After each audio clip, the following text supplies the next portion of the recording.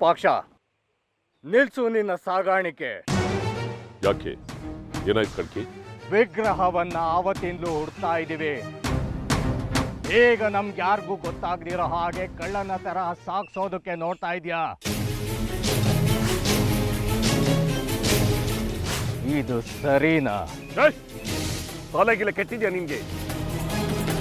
ವಿಗ್ರಹ ನನ್ನ ಹತ್ರ ಇದ್ದಿದ್ರೆ ನಾನು ಯಾಕೆ ಸುಂಕ ಕಷ್ಟಪಡಬೇಕಾಗಿತ್ತು? ಅದ್ರ ಇಟ್ಕೊಂಡು ಯಾವತ್ತೋ ನನಗೆ ಬೇಕಾದ್ದನ್ನು ಪಡ್ಕೊಳ್ತಾ ಇದ್ದೆ. ಅದನ್ನೇ ನೀನ್ ಈಗಲೂ ಮಾಡ್ತಾ ಇರೋದು. ನವರಾತ್ರಿ ಪೂಜೆಗಳನ್ನೆಲ್ಲ ವಿಗ್ರಹಕ್ಕೆ ಸಲ್ಲಿಸಿದ್ಯಾ.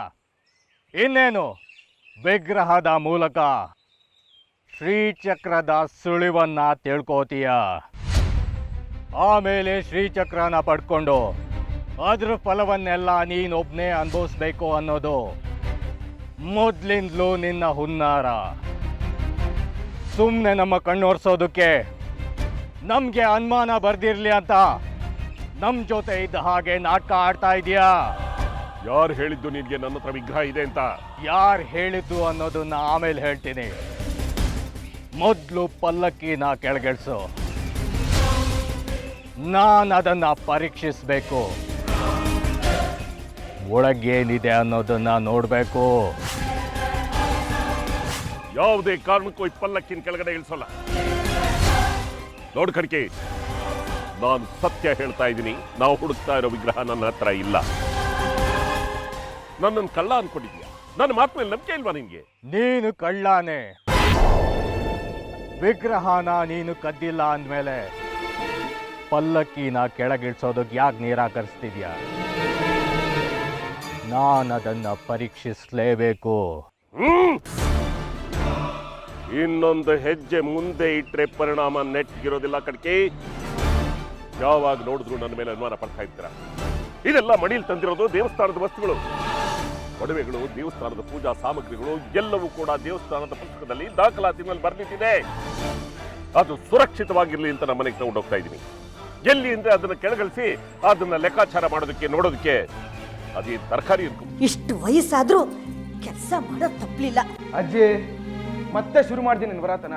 ಹೌದು ಕಣೋ, ನಾನು ಏನೇ ಮಾಡಿದ್ರು ಏನೇ ಹೇಳಿದ್ರು ವರದ್ದ ಅಂತ ಅನ್ಸ್ಬಿಡುತ್ತೆ ನಮ್ಗೆ. ಹರ ಹರ ಅಂತ ಇಟ್ಬಿಡೋ ವಯಸ್ಸಿನಲ್ಲಿ ನನ್ಗೇನೋ ಕರ್ಮ. ಎಲ್ಲ ಗುಡ್ಸೋದು ಸಾರ್ಸೋದು ಒಬ್ಳೆ ಮಾಡ್ಬೇಕೇನೋ. ಬಂದಿದ್ದಾಳಲ್ಲ ಜಾಜಿ, ಸಣ್ಣ ಹುಡುಗಿ ತರ ಅಲ್ಲಿ ಇಲ್ಲಿ ತಿರ್ಗಾಡ್ಕೊಂಡಿರ್ತಾಳೆ.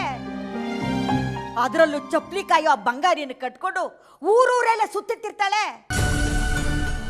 ಅವಳಿಗೇನೋ ಇದನ್ನೆಲ್ಲ ಮಾಡೋದಕ್ಕೆ ರೋಗ. ಕೂತ್ರೆ ಎದ್ದೇಳಕ್ಕಾಗಲ್ಲ, ಎದ್ರೆ ಕೂತ್ಕೊಳ್ಳಕ್ಕಾಗಲ್ಲ ಅಂತ ಪರಿಸ್ಥಿತಿಯಲ್ಲಿ ಇದ್ದೀನಿ.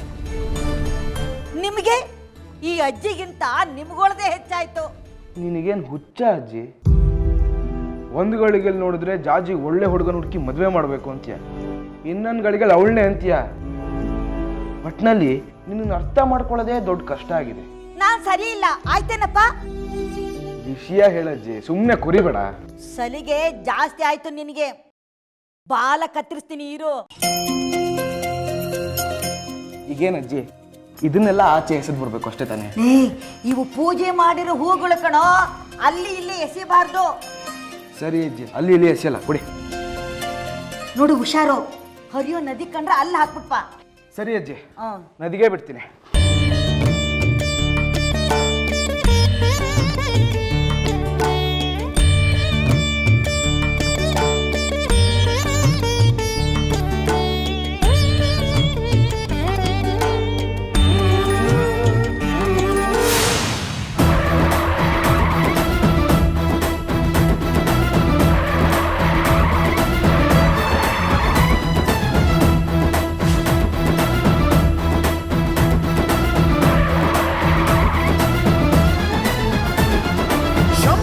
ಶಿವ ಶಂಭೋ ಶಂಭೋ ಶಿವ ಶಂಭೋ ಶಿವ ಶಿವ ಶಂಭೋ. ರುದ್ರನು ಮೂರನೇ ಕಣ್ಣನ್ನು ಬಿಡಲಿ, ತಾಂಡವ ನಾಟ್ಯಕ್ಕೆ ಪ್ರಳಯವೇ ಬರಲಿ, ಗಂಗೆಯ ಜಟಯ ಧುಮುಕಿ ಬರಲಿ, ಎದುರು ನೀ ತಿರುಗೋ.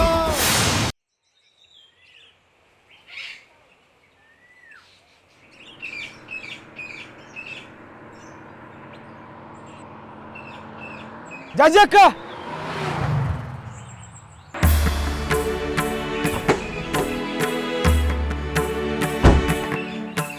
ಏ ಅಕ್ಕ, ಇಲ್ಲೇನೆ ಮಾಡ್ತಾ ಇದೆಯಾ?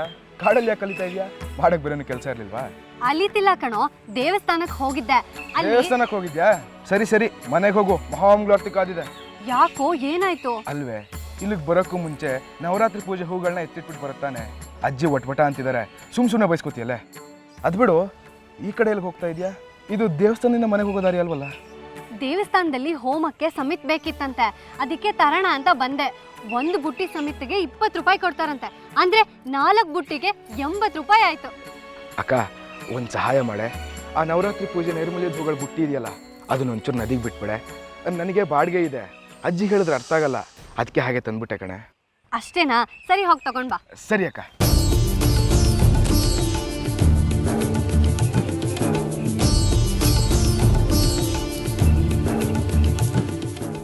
ಅಕ್ಕ, ಇದನ್ನ ಅಲ್ಲಿ ಇಲ್ಲಿ ಎಸಿಬಾರ್ದಂತೆ, ಅಜ್ಜಿ ಹೇಳಿದ್ದಾರೆ, ನದಿಗೆ ಬಿಡ್ಬೇಕಂತೆ. ಹುಷಾರು. ಸರಿ, ನಾನು ನೋಡ್ಕೋತೀನಿ, ನೀನು ಹೋಗು.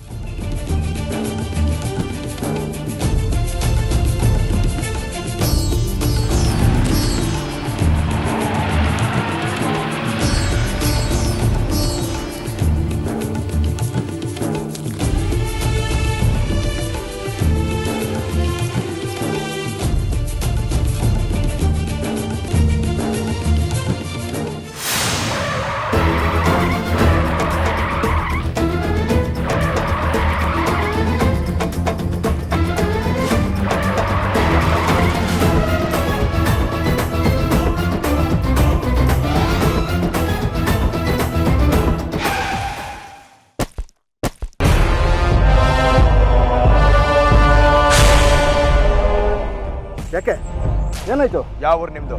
ನಾವೆಲ್ಲ ಮಾತಾಡ್ತಾ ಇದ್ರೆ ವಿಗ್ರಹ ಎತ್ಕೊಂಡ್ಬಂದ್ರಲ್ಲ, ಎಲ್ಲಿಯ ವಿಗ್ರಹ? ನೀವು ತಪ್ಪು ತಿಳ್ಕೊಂಡಿದ್ದೀರಾ. ನಾವು ಯಾವ ವಿಗ್ರಹನೂ ಎತ್ಕೊಂಡಿಲ್ಲ. ಅಲ್ಲೇನೋ ಜಗಳ ನಡೀತಿತ್ತು ಅಂತ ನೋಡ್ತಿದ್ವಿ ಅಷ್ಟೇ. ನಮ್ಮ ಪಾಡಿಗೆ ನಮ್ಮ ಊರಿಗೆ ಹೋಗ್ತಿದ್ವಿ. ಅರಿಯಂತಪುರದವ್ರು ನಾವು. ನೀವು ವಿಗ್ರಹ ಎತ್ಕೊಂಡ್ಬಂದಿದ್ದನ್ನ ನನ್ನ ಕಣ್ಣಾರೆ ನಾನು ನೋಡಿದ್ದೀನಿ. ನಿಮ್ಗೆ ಯಾಕೆ ಬೇಕಾ ವಿಗ್ರಹ? ಅದು ನಮ್ಗೆ ಸೇರ್ಬೇಕಾದದು.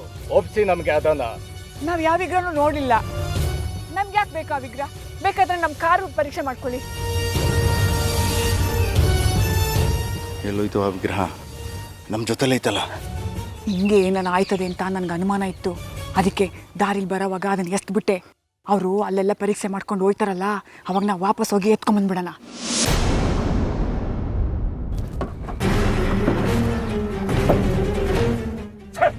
ಇಲ್ಲೂ ಇಲ್ಲ. ವಿಗ್ರಹ ಕಾಣಿಸ್ತಾ ಇಲ್ಲ. ಎಲ್ಲಿ ವಿಗ್ರಹ? ನಮ್ಮ ಜೊತೆ ಆಟ ಆಡಬೇಡಿ, ನಮ್ಮ ವಿಷಯ ನಿಮಗೆ ಗೊತ್ತಿಲ್ಲ. ದಿಟ್ಟವಾಗೂ ನಮ್ಗೇನು ಗೊತ್ತಿಲ್ಲ. ಬಾಯಿ ಬಿಡ್ತೀಯೋ ಇಲ್ಲ ಸುಟ್ಟು ಭಸ್ಮ ಮಾಡ್ಲೋ? ಬೇಡ, ನಂಗೇನು ಮಾಡಬೇಡ, ಹೇಳ್ಬಿಡ್ತೀನಿ. ದಾರಿಲಿ ಬರ್ತಾ ಈಚೆ ಬಿಸಾಕ್ಬಿಟ್ವಿ. ನೀನ್ ಬರೋದ್ ಬರ್ತ್ಯಾ, ಆದ್ರೆ ಎಲ್ರಿಗೂ ಕಾಣೋ ಹಾಗೆ ಬರ್ತ್ಯಾ, ಆಮೇಲೆ ತಕ್ಷಣ ಮಾಯ ಆಗ್ಬಿಡ್ತ್ಯಾ. ಮೊದ್ಲು ನೀನು ತಪ್ಪಿಸ್ಕೊ, ಆಮೇಲೆ ಮಾತಾಡೋಣ.